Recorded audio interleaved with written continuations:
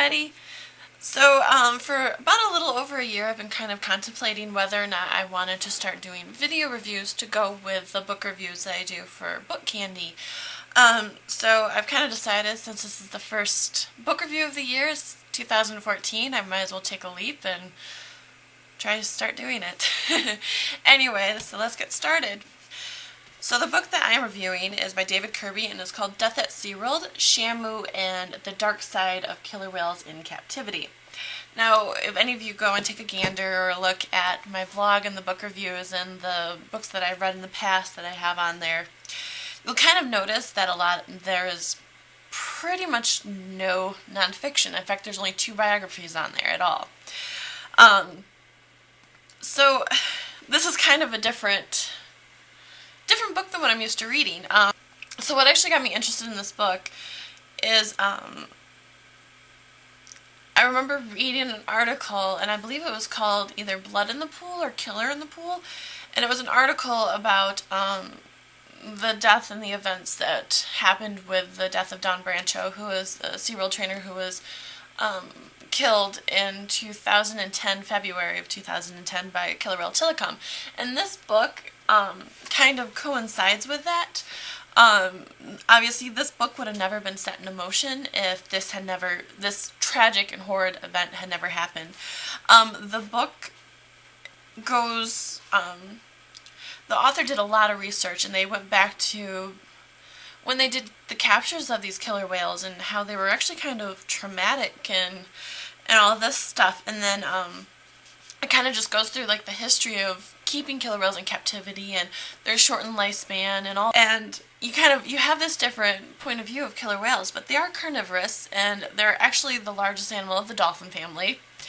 But they are a highly intelligent animal. In fact, this book is just so full of facts, and one of the facts that I read that was just so kind of very poignant to me was that there's only been 4 recorded deaths of killer whales killing humans, and all 4 of those have happened with killer whales in captivity. So obviously from that tone you can tell that this book is predominantly one-sided. I will be honest about that.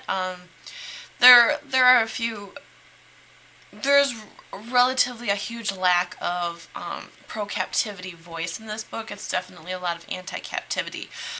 I did feel that the author did try to keep it fair, but at the same time the author also definitely had an agenda and their own point of view to put across in the book. Now, with that being said, it didn't make me think that this book was horrible. I actually thought the book was really, really good. I had a hard time putting it down, but at the same time there were so many facts, it took me a long time to read it. And I'm normally a fast reader. I can read a book in a day if I have the whole day. This book, it took me about 2 months to read because there were so many facts, and I work full time. I couldn't just breeze through it. It was like I read a chapter and it literally took me 3 hours to read a chapter because there were just so many little itty-bitty facts that I was like, I want to know this. One of the main people in this book that is mentioned a lot is Naomi Rose, and she actually has her doctorate in marine biology, and she wrote her dissertation on males, I believe male relationships, or male, it wasn't really fully explained on here, but she studied mainly the northern resident pods of the Washington, Vancouver Island area that's at one point was a hotspot to capture captive killer whales. So she has a relatively huge voice in this book.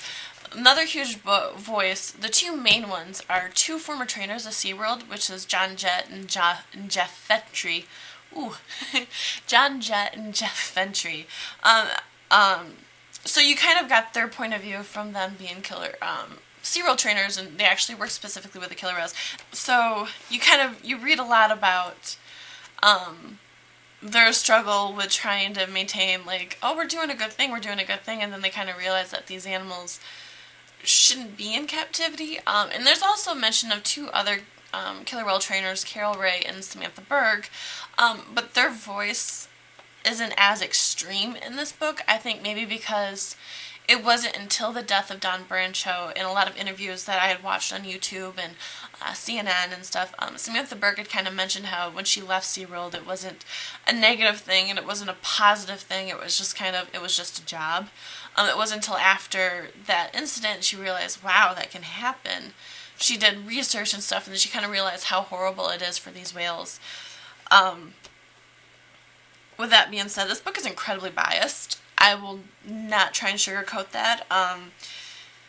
It doesn't have very much of a pro-captivity voice. Now, with that being said, the author did mention at the very beginning of the book that he had tried numerous times to contact SeaWorld and contact other people who do support captivity, and nobody really wanted to be a part of this book, which I think is a shame because it's hard to have counterpoint versus counterpoint if you don't have another point.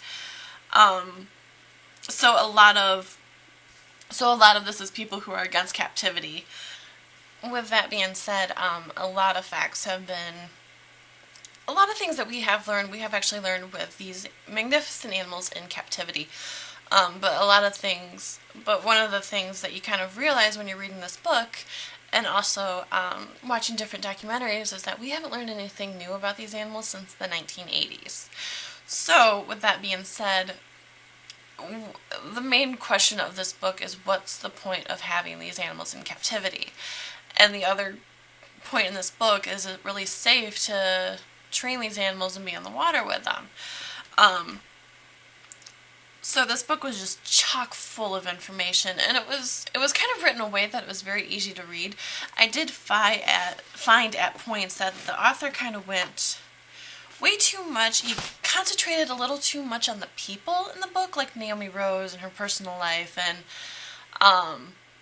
Jeff Fentry and his, and how they grew up, and all of this stuff. It was just kind of, there was a little too much backstory, whereas I wish there was a little more facts about the cause. But all in all, I really, really like this book. So I do, if this is kind of I'm going to actually, post links down below and also on the blog of, the 2 articles that I mentioned, and also a bunch of different, just the title of a bunch of different documentaries. A lot of times you can find them on, news media sites and stuff, or even on YouTube. But if you can, I definitely suggest, purchasing it. But I'm going to post links just because it's a very interesting subject, I'll be honest. And I'm also going to kind of show this. This is a documentary, and this is called Blackfish. And this also kind of coincides with Death at SeaWorld.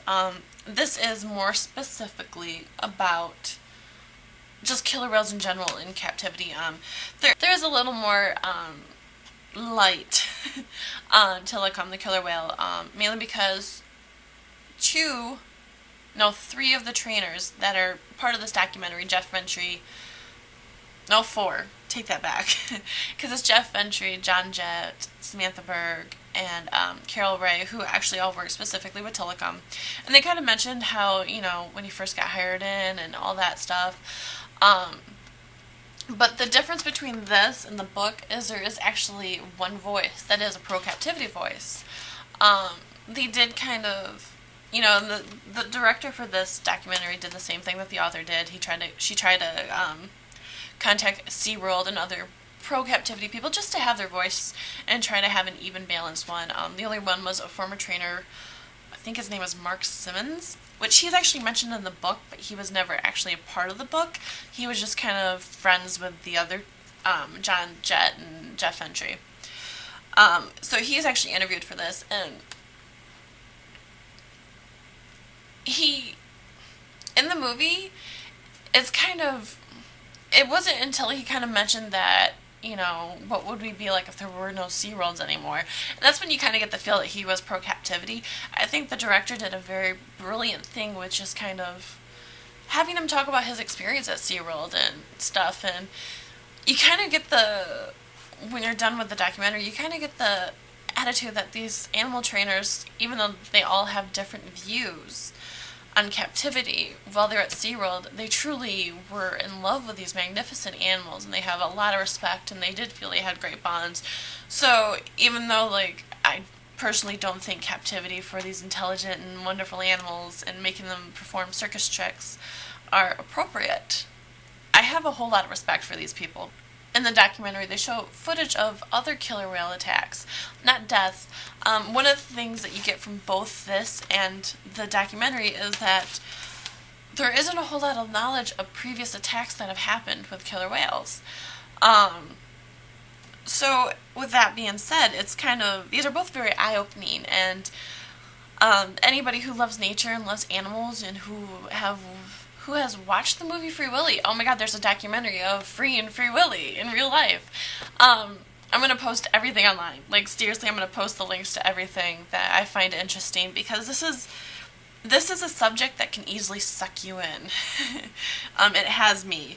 So, I love this book. I'm going to give it 5 out of 5 stars. If you guys follow my rating system at all, I gave it 5 out of 5 stars. I really did like the book. It did take me a long time to read. It was very factual. Very factual. It was very full of facts. I should say that instead. And it was very much an eye-opener, and it was written in such a way that I didn't feel like I was reading like a textbook, which sometimes with books that are full of facts, you feel like it's a textbook. So this didn't feel like a textbook, so I give it a 5 out of 5. I thought it was a good book. So my on deck book is back at my bed, but it's called The Warrior, and it's by Kinley McGregor. That is the book that I'm reading next, so expect to look for a book review on that soon. So anyway, if you guys have any comments, questions, anything, please comment below. Or you can go to my book review blog, or please visit my book review blog called BookCandie at blogspot.com. I'll have the link posted below. And first book review. Give me some pointers, guys. Anyway, I hope you guys have a wonderful day and night and week, and read lots of books. Bye.